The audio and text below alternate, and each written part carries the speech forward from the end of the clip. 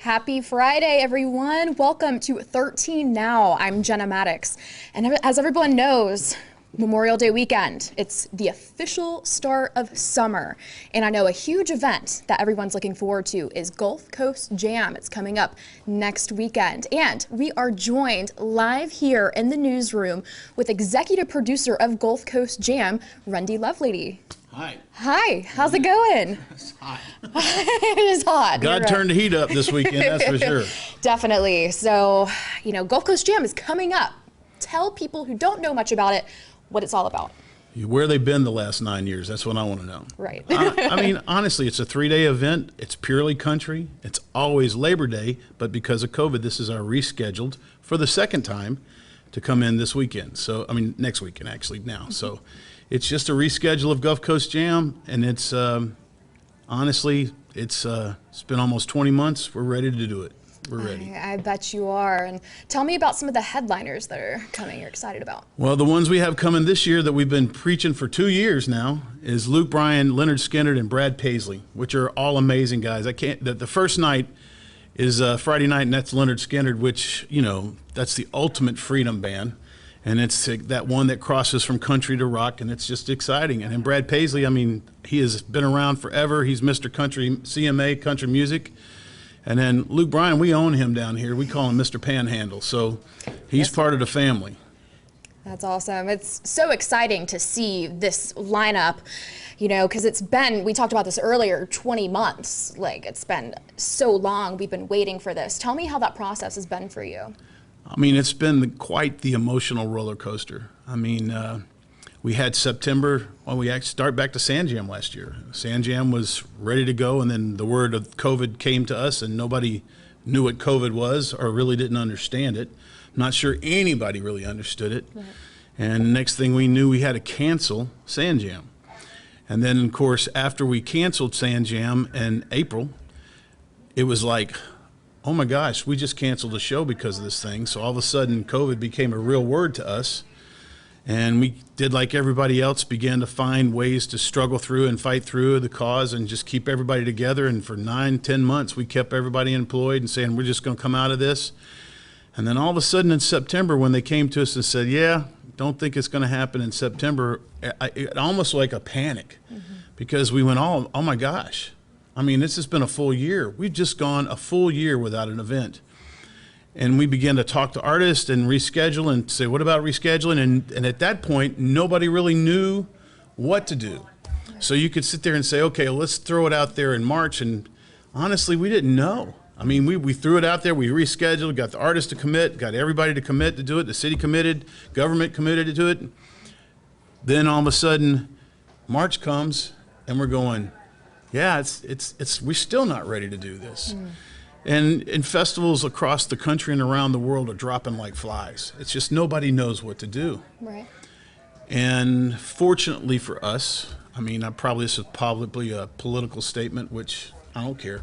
But the reality is we live in a state, the governor is one of the best people in the world, and Ron DeSantis has truly, I'm not saying he has us in mind when he's doing his decisions, but what he's done has absolutely set up a pathway for us to reopen. I mean, to have a governor start of the state that says we're going to reopen, and then you have the local government saying we're going to reopen. But the biggest reason for us is after being shut down for 20 months, we're going, it's about our life and death for us now. It's not really a decision. I was doing an interview with Rolling Stone and with Performance Magazine, and they're all asking the same question. And the truth is, we have to. We have to go. It's not like, can we wait another 6 months? We're not publicly traded company. We're not stocks. We don't have big investors. It's just a few of us that sit here and strap down and say, how do we do this? Right. So I would dare say about 6 weeks ago, maybe 2 months ago, we really began to feel the energy like, okay, wait, we may could do this. And honestly, up until a month ago, we were looking at testing literally 30,000 people. Well, then you start worrying about, okay, that's testing 30,000 people. Well, the test is only good for 3 days, so now all of a sudden we're going to have to test 30,000 people twice. And it was becoming not only financially, it was virtually impossible, but yet beyond that, just just the ability to pull it off, just to be able to find 60,000 tests to make everybody test. And at that time, it was like we didn't know the vaccine. What was that? I mean, we knew a vaccine, but you have so much going on, you don't know what. Okay, we can't do that. Well, then all of a sudden, our governor steps up and says you can't make somebody show that they're a vaccine card. And we're going, okay, now we got another problem. And it just created itself into this big role. But the reality is, when there's a will, there's a way. And so we pushed through it, and we studied the science. We hired these big companies from all over the country that are advising us, because we're first. We're in a national scheme of things, we sell to 14 countries in all 50 states. So we're a small potato compared to these big concert companies. So we're almost expendable. So all of a sudden, somebody said, okay, let Gulf Coast Jam go first. So all of a sudden, my partners and I went, let's go. I mean, I'm not afraid. I'm not afraid. And again, we have a great governor. We have a great local government. City manager's amazing. It helps to have support when you undertake this and being first, because it's bad when you have to back up against the wall and you're having to see if anybody's back there. So to have government standing with you saying, we can do this. Yeah, and you told me a really interesting fact earlier. You guys are putting on the first large-scale music fest since the start of the pandemic in the country, right? Country. So tell First me, one. yeah, how crazy is that for you? Well, at first you kind of panic and you go, we're first, but then you kind of get into, not to sound morbid or crazy, it's kind of what we do in the festival business. Some people play blackjack or Russian roulette or whatever, not Russian roulette, roulette. But we play festival, and we gamble with the weather, we gamble with people, it's just what we do. And when it came down to this being the first one, it was like, okay, so you have a panic and you kind of sit there and go, oh my gosh, we're first. And then you go, your instinct starts kicking in. Just what happened in Vegas. I mean, that was a big deal what happened in Vegas. And then all of a sudden we started looking around at Panama City Beach and going, high rise, high rise, high rise. We could have a problem here. But you know what? We got the greatest city police and the sheriff's department, and we sat down with Homeland Security. I mean, we conquered it. We figured it out. And we have a strategy and we deal with it. So now with this, we've surrounded ourselves with science. We've surrounded ourselves with people that look at science, but people that look with, we got to move on, because you got to have both sides. You can't just listen to one side and not the other, because then you're not having balance. So it's definitely been overwhelming. And at times, when we started breaking ground, so to speak, 3 days ago, we all of a sudden, well, holy moly, we're doing this. But now it's just, we've revised a system, we have a plan, we have a strategy, and now we have a .com that will reveal next week, because if we revealed it now, people would shut it down. But we're going to do a survey, and I'm probably going ahead. But we're doing a survey, and the survey is going to have 4 questions, which is your standard COVID questions. Have you been exposed? Do you have fever? Have you had these symptoms? Have you had these symptoms? And then if you answer no to all those questions, then you're going to get you're going to have to check a box that says, I understand COVID protocol. And then every day you're going to have to take that same test, and it's going to give you a barcode that says you can be admitted. And if you're not admitted, then you're going to have to go get a test. Because I don't have a problem. If somebody is sick, I don't want them in my park. And if you're scared, don't come. This is not about bullying people. This is about getting back to life, getting back to what we have to do to survive, and really what we want to do. I mean, listen, we've been doing this. Next year will be our 10th year in Panama City Beach. We throw a big party. We want everybody to happy. We want them to be celebratory. And I guarantee you on Friday night, right before I go on stage, or when I go on stage, the first thing I'm going to do is I'm going to stop and I'm going to pray, and I'm going to recognize where it comes from. The second thing I'm going to do is get a big old shot glass and say, welcome back, America. So it's scary, but yet it's exciting. Yeah, no, I'm rambling, aren't I? No, that's okay. No, you're giving us a lot of good information, because we want to know how you feel, because you put on not only one but multiple big music festivals. So we can't imagine how you felt. And also, I know a lot of people are wondering, how was it rescheduling all the big artists that you've had? Well, you know, the first time we rescheduled for March, it really wasn't as complicated. It looked miraculous because we were the only one that actually held it together. But in the country music world, they're a touring, it's different than the rock world. You know, Sand Jam we had to cancel because those guys didn't want to play. And the country world, they take that American strong, let's go, let's play. So with that in mind, we had our artists were very much in front of saying, let's try it. Now they're very concerned. You have the balance. You have the artists going, well, I don't want to be up there and open the doors, and then all of a sudden we are this mass spreader, and all of a sudden it's dangerous, and my fans are going, you know, all the stuff that media can spin things like. So we examined it. I mean, our agencies, William Morris Agency, I mean, Luke Bryan's camp, Brad Paisley's camp. I mean, it's not that everybody's not important, but our headliners are the key. We all kind of conveyed and talked and shared numbers and showed them statistics and showed them our plan and showed them what we were working on. And everybody was very cautiously optimistic, but then it just didn't work out in March. But then this time around, we lost a couple of people coming into June just because, you know, good Lord, that's a long time to keep on hold in your life. Some people had other decisions, some people had other priorities. So, and there's only 2 acts that actually bailed, but the bottom line is it's great. And we were able to keep 95% of the roster together, and definitely our headliners, which are the ones that people mostly are coming to see. That's awesome. And while we're still on the topic of the lineup, I hear that you and your festival have a reputation of taking small artists and then they end up being big names later on. So tell me, do we have any of those kind of surprise acts coming this year? Well, honestly, Frank Ray, who is our Southern original, we have a big, because I'm from the management world, and I managed artists, rock artists, country artists for a long time. And part of what we try to do is the Southern Original Contest to give young, upcoming talent a chance to compete and win. We've had thousands of bands compete. And then at Thursday night before Gulf Coast Jam, we'll have this big top 10 finalists with newbies, at newbies. And we pick one act. And that one act last time in 19 was Frank Ray, signed a record deal, signed a booking agency deal, had his first single come out. So he's really kind of our first one to actually get a real strike. So that was a good one. But I mean, we've been a part of picking some big acts that have actually come back huge. Like, I don't remember, it's 4 years ago, but we booked Luke Combs for virtually nothing. Wow. And then 4 years later, he's one of the biggest celebrities in country music, if not the biggest celebrity in country music. So, I mean, we've been fortunate enough to pick some like that. This year in our roster, though, I mean, we have some really good guys. I mean, Riley Green's big.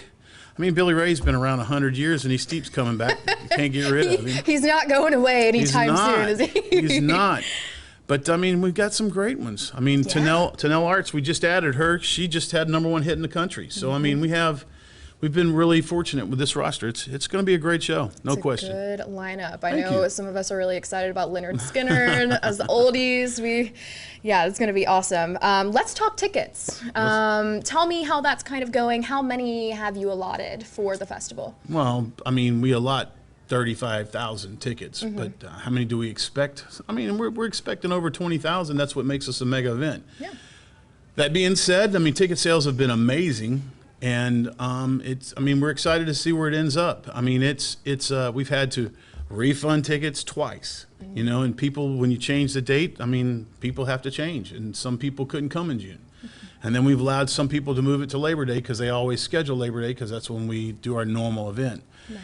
So, but ticket sales have been amazing. People are very excited. I walk into restaurants and people start going, Gulf Coast Jam. I'm like, my name is Randy. No, Gulf Coast Jam.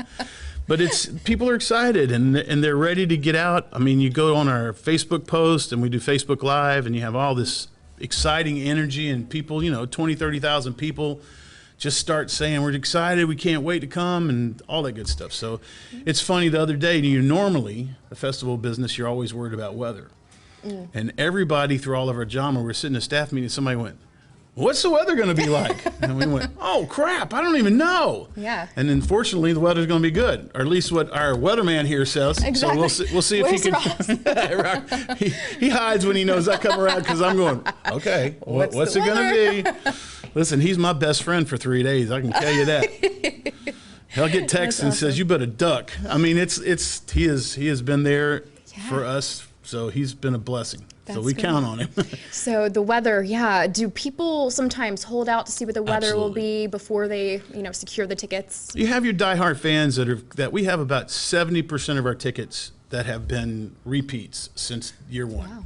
Yeah. And then you have what we call the 100-mile club, which are the people like from Dothan South that are waiting to see what the weather's going to be like. But in this case, what's made it a little unusual because the reschedules in June, well, Panama City Beach is packed in June. Full capacity, I hear. It's just crazy. So all of a sudden, we're going to bring an extra 25,000 people to town in the middle of a packed season. I mean, we've been told there are people staying away as far away as Dothan to come to the show at night. So, it's definitely hectic. It's definitely unusual, but I think everybody wants it so bad, they're willing to go out of their way to be a part of the celebration. I mean, listen. It's the first show. Yeah. I mean, it's the world, our world has been locked down, and this is the first, and it's not the first show. That's a exaggeration. It's the first mega event, anything over 20,000 population. So it's a big deal. It's a big deal. The guy at Rolling Stone asked me, so are you excited about seeing any acts coming up? And I said, no.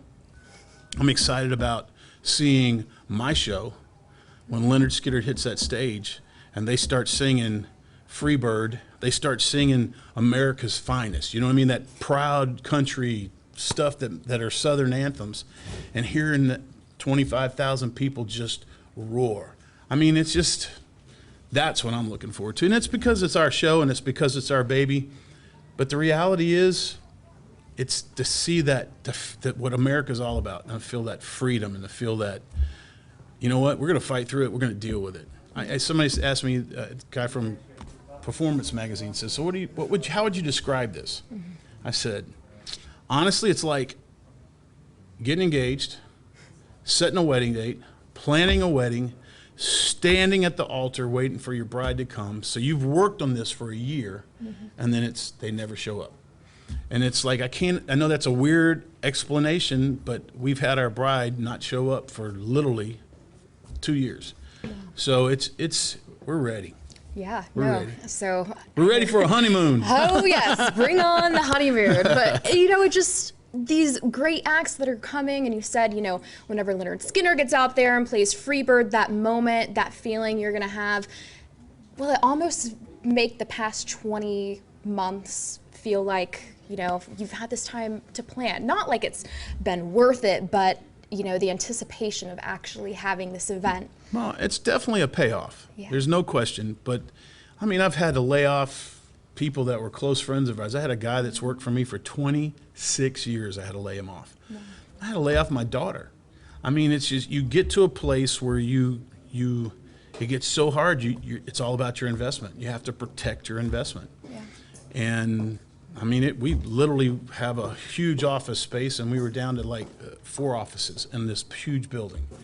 But you do what you got to do to save the investment. And I don't know that we'll ever be the same. It's in a very new way. I think we just went through a war that we will never be the same.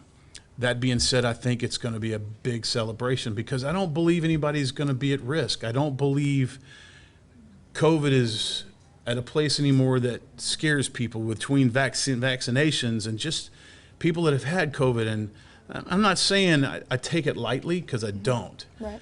But I think people are at a place where the risk of not celebrating versus the risk of staying locked up is kind of changing priorities.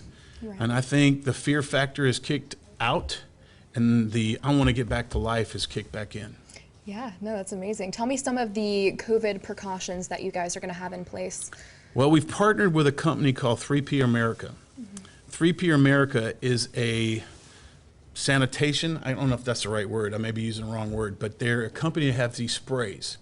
They actually have a hand spray that you can spray on your hands, and you are literally safe from any kind, not just COVID, but any virus, whether it's the flu, a common cold, anything, because it's all about touch, right? It kills it instantly. And is it dangerous to you? No, it actually does something, and I'm not the scientist in that room, so forgive me, but it's something to do with the cells in your hands, and it evaporates over a series of hours. So when you walk in the park, we're gonna be monitoring people. Everybody's gonna have to take that survey. So everybody's gonna have to answer those 4 basic questions, and then they're gonna have to check the fact that they understand this is a COVID protocol and they agree to the COVID procedure. Basically, they're submitting to, I understand what I'm getting into, and I'm ready to get into it. If they fail that test, if they fail that protocol in any form or fashion where they say, I was exposed, they're going to have to test before we'll let them in the park. It's just the only way that it's going to be, because, I mean, it's the only, you have to depend that people will be honest, people will be straight, and they answer the questions, they have that. So then once they answer the question and we know they're good, they'll get a barcode that not only have their wristbands, which is a cashless system, which I can chase this all day long, but we're going cashless because it's all about touch. So no cash at all. So you walk into the park, you have your wristband on, your wristband has your credit card on that wristband. Oh, wow. We don't charge a fee. We don't charge anything. You develop, when you register your band, which you have to turn it on, you register it, you put your credit card on, you give yourself a code or a PIN to do it. You go up to buy a Pepsi, and they say 1 Pepsi, whatever it is, and you put your wrist under the scanner, scans it, it's done, and you're finished. Wow. It speeds up protocol, it speeds up sales, but it gives you a touchless system. Right. So they have the hand spray when you come in, you have the touchless system, so we're cashless. Then P3 has a spray that you can spray over all the porta potties. You have sprayed all the bar tops, all the rails, anywhere you can touch anything. You spray it, and it becomes what they call an impossible zone, where you can, anything that touches it will die instantly, and that's good for 3 weeks. So now my countertops are safe, my hands are safe, so my touch, which is the biggest way to spread it, you touch things and you touch your face, touch your eyes, that becomes a safe zone, right? And then even Fauci is now saying, if you're doing an outside event, it's virtually impossible to catch COVID because it's outside. So basically, we've done all these protocols based on the science, trying to keep things in a safe environmental way, no mask, no test, unless you fail the protocol or the .com. Yeah. And every day when you come in the park, you can leave, you got 12 hours to test again, to do your survey again. You pass the survey, you get another barcode, you come right in. If you have any symptoms whatsoever, all you have to do is test at that point. I mean, a test is done in 15 minutes, says negative, come on, you're in. Because everybody can have a bad day and have a sore throat or whatever. We never worried about that before. So, I mean, I think we have a good protocol set in place. Our attorneys, which is, part of, we've introduced a term to our company called risk management. Oh. And it's, our attorneys have watched us from a distance because we are first. Yeah. Again, did I mention we have an incredible governor that is truly trying to protect all businesses, not just us, to where you can't be sued by COVID. So, I mean, you have a higher risk of going out and getting in a car crash just going out every day than you will have catching COVID coming into our park. I mean, that's the way we see it anyway. Right, and gosh, that wristband thing with your credit card on it, that is going to be cool. I don't think I've ever heard of that before. Well, Disney does it. Oh, really? So okay. If Disney does it, we should do it. Yeah. Hey, it's the future. Because Disney knows everything. Yeah, it's the future of music festivals. I think it's the future of live event, period. I think you're going to find cashless systems are going to start to come into play at football games and basketball games. I just think it's safer, it's quicker. It's still the same credit card, you know what I mean? Instead of you giving them a card, you just put it on your band. It's safe. There's no interest paid. I mean, so I guess some people will charge a fee, but we're not. We're not trying to make any money on that. Just trying to make it easy and safe. Yeah, that's amazing. And speaking of future festivals and events, Rundy, you're a busy man. There's no time for rest. So tell me, what's going on after June 6th? Well, I mean, we do June 6th, and then we turn right around and do the normal Gulf Coast Jam Labor Day weekend, which is, I think it's September 3rd, 4th, 3, 4, and 5. I get all my numbers confused. And then we turn it around again, and 30 days later we do Sand Jam, October 1, 2, and 3. So yeah, it's going to be 3 festivals in 4 months is a lot of work. But at the same time, I mean, we had to make good on the reschedule of Labor Day 20, and we have to get back to a natural brand of business. So, I mean, I think the pent-up demand, and everybody's excited, and if I could tell you the lineup, I would, but I think the lineup we're going to announce at Gulf Coast Jam in June to say who's going to be our lineup for September, and I think people are genuinely going to be blown away. That's exciting. I know I'm excited. It's going to be cool. I'm glad you are. Yeah. So thank you so much, Rundy, for coming here and talking to us about everything. And just a reminder for everyone, Gulf Coast Jam is coming up June 4th through the 6th. You can still buy tickets, right? And you can also see the full lineup. You can go to gulfcoastjam.com or our website, mypanhandle.com. Thank you so much again, Rundy. It's been my pleasure. I really appreciate it. And we hope you guys have a great and safe long weekend.